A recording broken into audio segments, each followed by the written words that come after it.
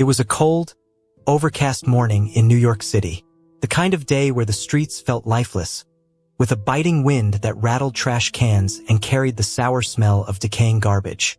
In the shadows of an alley, a golden-haired dog sat silently beside a pile of ripped trash bags. His ribs pressed visibly against his thin frame, his matted fur clinging to his body like a tattered coat. Yet, it was his eyes that told the real story, dark, soulful, and filled with a sorrow that seemed far too heavy for a creature his size. Down the street, a sleek black limousine pulled up, its tires crunching softly against the cracked pavement. The door opened with a smooth click, and out stepped Edward Harrington, a man whose wealth was matched only by his lack of patience. He adjusted his perfectly tailored suit, the gold cufflinks on his wrists gleaming faintly in the dull light.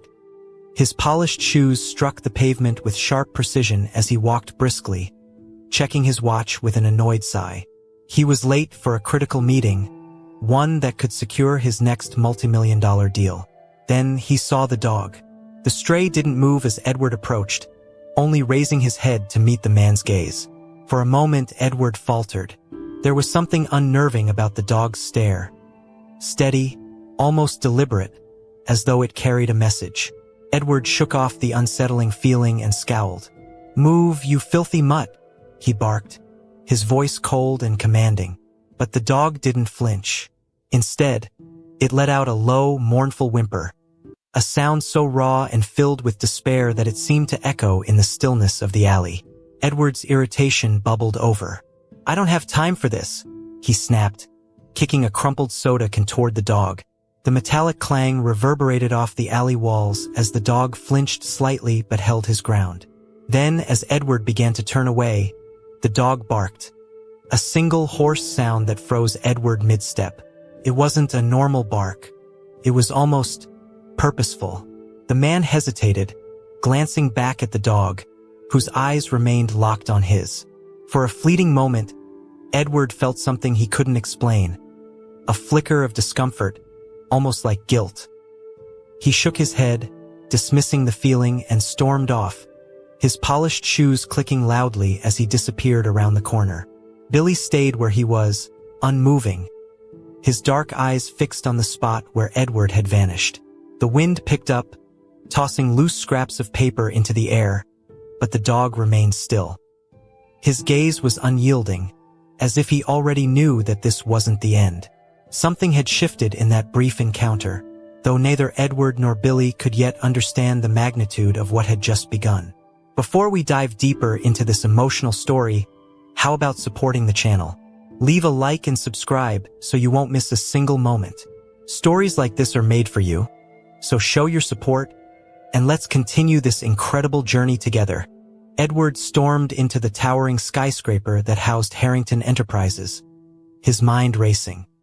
His assistant, Anna, rushed to his side, rattling off updates about the high-stakes meeting he was already 20 minutes late for.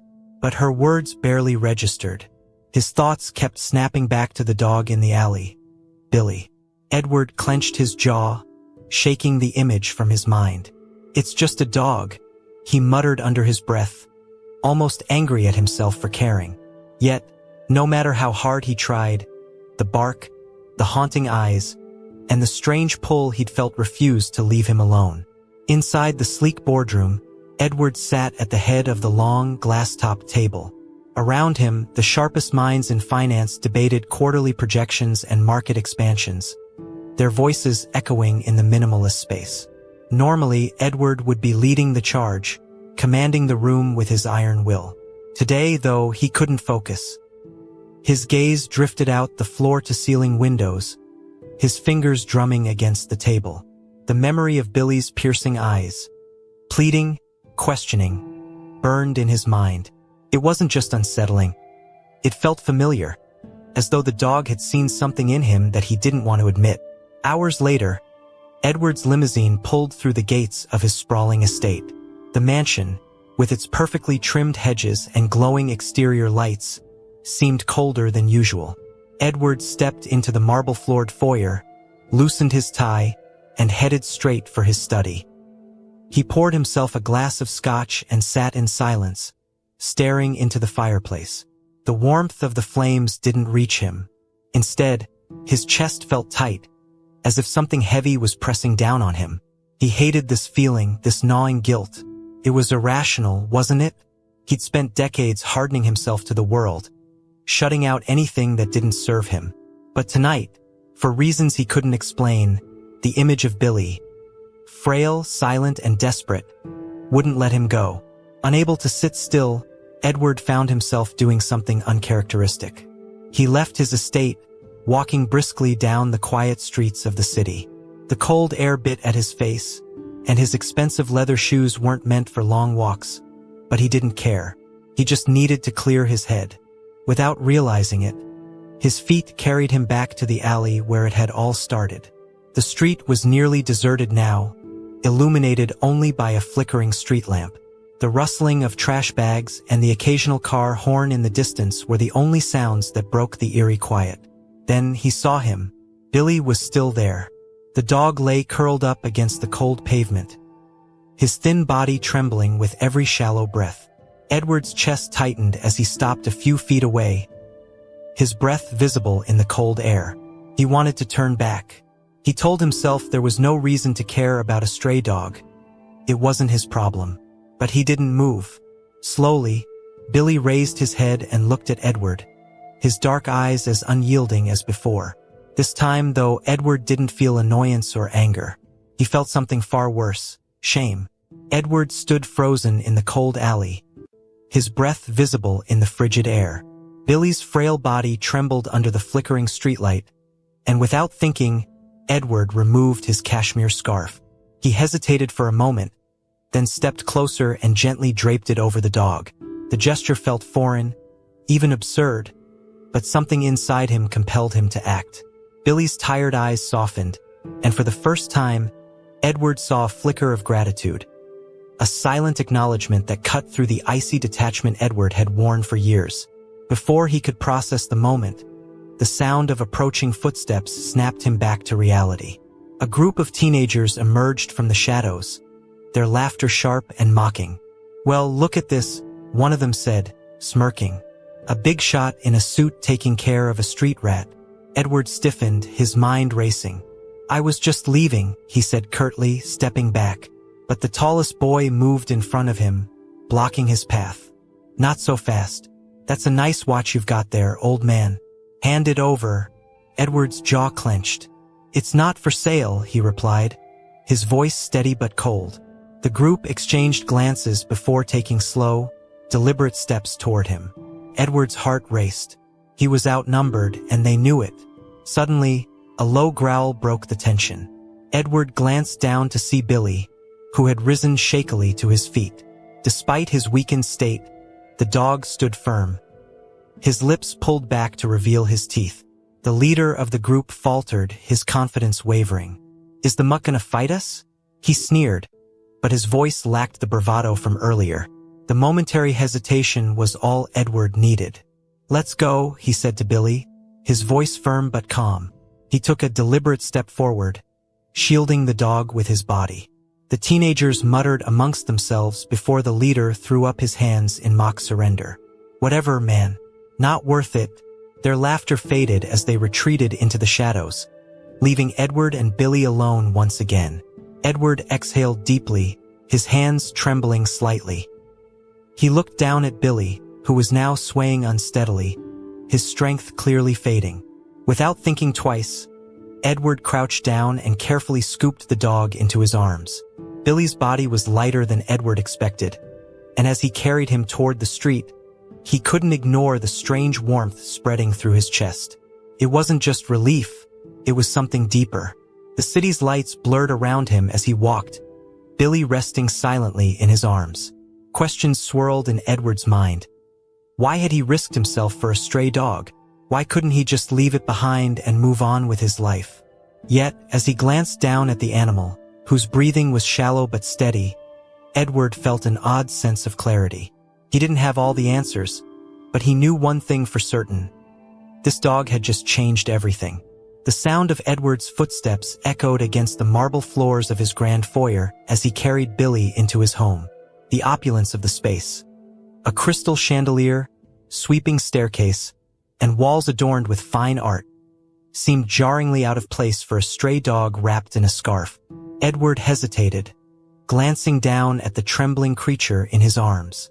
Billy's eyes, still glassy with exhaustion, gazed up at him.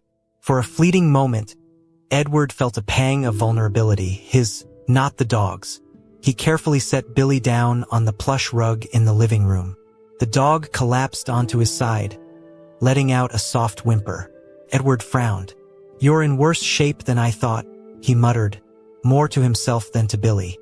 He grabbed his phone and began searching for a nearby veterinarian. As the screen lit up with options, Edward hesitated again. He'd never been one to spend time or money on something that didn't directly benefit him. But here he was, dialing a 24-hour vet clinic. The receptionist's voice was brisk but polite. "We'll send someone to pick him up right away," she assured him. Edward hung up and glanced back at Billy, who had curled into a tight ball, his frail frame barely making a dent in the expensive rug. Edward poured himself a drink and sat on the edge of the couch, watching the dog. His mind wandered to his childhood, a memory he hadn't revisited in years. He had once cared about animals. His family had a dog, Max, who followed him everywhere when he was young. But that was a lifetime ago, before money and power had consumed every ounce of his attention. The sound of a doorbell jolted him from his thoughts. The vet technician stepped inside, her expression softening as she saw Billy. "Poor thing," she murmured, kneeling beside him. Edward hovered awkwardly as she examined the dog. "He's severely malnourished and dehydrated," she explained. "But with proper care, he should recover." She lifted Billy gently onto a stretcher and glanced at Edward. "Do you want us to take him to the clinic? Or—" Edward surprised himself by cutting her off. "No, treat him here. I'll cover whatever it costs." As the technician worked to stabilize Billy, Edward found himself pacing the room. The image of the dog in the alley, standing between him and danger, replayed in his mind. He didn't understand why he cared so much, but it was clear now. Billy wasn't just a stray anymore. He was something else entirely. As the technician finished, leaving instructions for Billy's recovery, Edward sat beside the dog. "Looks like you're staying," he said quietly. Billy's tail gave the faintest of wags, and for the first time in years, Edward felt something crack in the armor he had built around himself. The following morning, Edward woke to an unfamiliar sound, a faint rustling from the living room. Groggy, he sat up, his tailored pajamas wrinkled from a restless night. For a moment, he wondered if it had all been a dream, but the sight of his scarf draped over a chair reminded him of the previous night. Slowly, he made his way to the living room, where he found Billy, now awake but still weak, pawing at the edge of the rug. The dog looked up, his eyes softer than before, but still wary. Edward hesitated at the threshold, unsure of what to do. He wasn't used to this, caring for something that wasn't tied to profit margins or bottom lines. Yet, there was something about Billy that made him linger. Edward knelt down a few feet away, placing a bowl of water and a small plate of cooked chicken on the floor. Billy's nose twitched, but he didn't move immediately. "Go ahead," Edward said softly, his voice surprising even himself with its gentleness. Tentatively, Billy crawled toward the food, his movements slow and deliberate. As the dog ate, Edward sat back on the floor, leaning against the couch. The silence in the room was heavy but not uncomfortable. Watching Billy, Edward felt an odd sense of satisfaction, like he had done something worthwhile for the first time in years. He sipped his coffee, his mind drifting to his day ahead. Meetings, deadlines, and deals. But none of it seemed as pressing as it had yesterday. Billy was stealing his focus in a way Edward couldn't explain. Later that afternoon, a knock at the door startled both man and dog. Edward opened it to find Anna, his assistant, holding a stack of files and a confused expression. "Mr. Harrington, I've been trying to reach you all morning," she said, glancing past him into the house. Her eyes widened when she spotted Billy, now lying on a blanket near the couch. "Is that a dog?" Edward sighed, running a hand through his hair.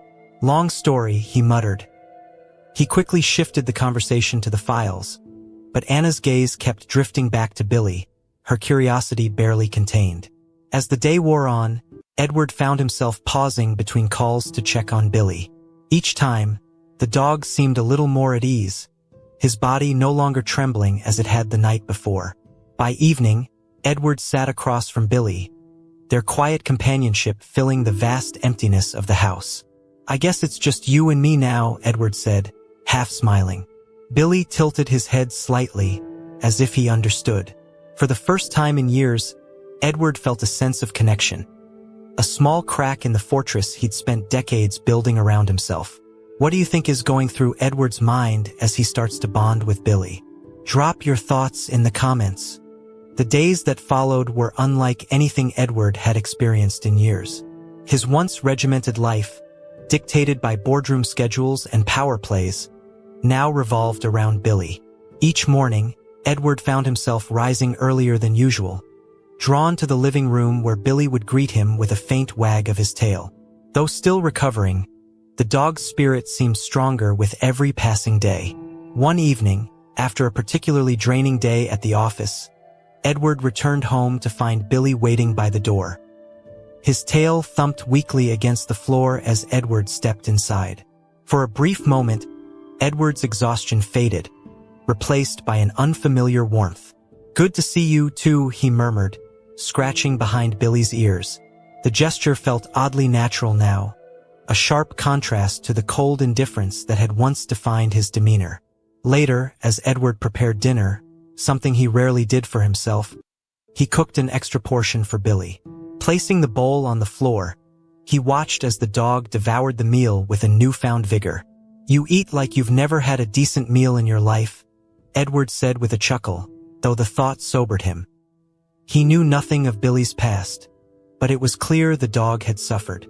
The realization tugged at something deep within Edward, a part of him he had long ignored. One night, Edward found himself sitting on the couch, staring at the flickering flames in the fireplace. Billy lay beside him, his head resting on Edward's foot. The house, once a symbol of his success, now felt less like a fortress and more like a home. Edward sipped his scotch and let his mind wander to memories he had buried long ago. His childhood dog, Max, and the simpler times before ambition had consumed him. As he drifted off into thought, Billy let out a soft bark, startling Edward back to the present. The dog's eyes met his, and for a moment, it was as if Billy was urging him to keep going, to keep breaking down the walls he'd spent a lifetime building. Edward reached down, running his fingers through the dog's fur. "You've got a way of getting under my skin, you know that?" he said softly. Billy's tail wagged in response, and for the first time in years, Edward allowed himself to smile. Not the practiced smile of a businessman, but something real. Edward's days with Billy had settled into a quiet rhythm, one that felt strangely comforting. Each morning began with Billy at his side, his presence grounding in a way Edward couldn't have imagined just weeks ago. As the dog's strength returned, so did his playful spirit. Small things, a wagging tail when Edward entered the room or the way Billy nudged his hand for attention, brought a warmth that softened the edges of Edward's once icy demeanor. One evening, as Edward sorted through a pile of old papers in his study, a worn photograph slipped from a folder. It landed face up on the floor, its faded edges curling slightly. Edward bent down to pick it up and froze. The picture was of him as a boy, no older than 10, sitting in the backyard with Max, the family dog. Max's broad head rested on his lap, and Edward's face bore a carefree smile that now felt foreign. For a moment, he simply stared, the weight of the memory pressing heavily on his chest. Billy trotted into the room and paused at Edward's feet, his curious eyes flicking between the photograph and Edward's face. "You'd have liked Max," Edward murmured, his voice quieter than usual. He set the photo on the desk and leaned back in his chair, letting his mind drift. The memory of Max stirred something deep within him, a reminder of a time when his life wasn't consumed by status or wealth. Back then, loyalty and love had meant more than numbers on a balance sheet. As the night wore on, Edward found himself opening an old album buried in the back of a drawer. He flipped through the pages, each one a glimpse of a life he'd almost forgotten. Family gatherings, summers at the lake, and Max always at his side. Billy settled at Edward's feet, his steady breathing a comforting backdrop. Edward glanced down at the dog and felt a pang of something he couldn't quite name. Regret, perhaps, for the years he'd spent chasing success at the expense of everything else. By the time Edward closed the album, the fire had burned low, casting flickering shadows across the room. He reached down to pat Billy's head, the dog's fur warm beneath his hand. "You're bringing back things I thought I'd lost," Edward admitted quietly. Billy's tail thumped softly against the floor, as if to say he understood. For the first time in decades, Edward didn't feel alone. And in that moment, he realized Billy wasn't just a dog, he was a second chance. Edward's newfound bond with Billy began to change more than just his days at home. It seeped into his work life, softening the sharp edges of his once cutthroat persona. He noticed things now: his assistant Anna's exhaustion after long hours, the forced smiles of colleagues navigating his demands. Even the cold, sterile office seemed less appealing than it once had. Billy's quiet presence had stirred something inside him, something Edward wasn't ready to name but couldn't ignore. One afternoon, during a meeting with potential investors, Edward found himself distracted again. Charts and numbers blurred as his thoughts wandered. A question directed at him pulled him back, and he responded sharply, but the usual satisfaction of control wasn't there. Afterward, as the others filtered out of the room, one man lingered, a familiar face from Edward's past. "Edward Harrington," the man said with a knowing smile. "It's been a while." Edward frowned, scanning his memory until recognition hit. Mark Reynolds, a former rival from his early career, now a philanthropist who'd made headlines for his work with rescue animals. "Mark," Edward said cautiously, extending a hand. Mark shook it firmly, his gaze curious. "I never thought I'd see you at a standstill in a meeting. You were always the one charging ahead." The word stung, but Edward masked it with a thin smile. "Times change," he said tersely. Mark's smile widened. "Do they? Or are you changing, Edward?" He gestured to the files on the table. "I heard about your latest acquisition. Impressive as always. But tell me, what's it all for?" The question, simple yet piercing, hung in the air. Edward stiffened, brushing it off with a quick retort, but Mark wasn't finished.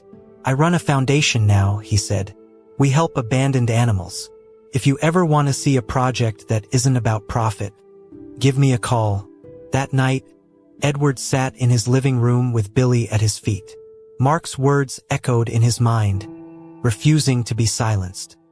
He glanced at Billy, who had grown stronger, his coat shiny and his energy returning.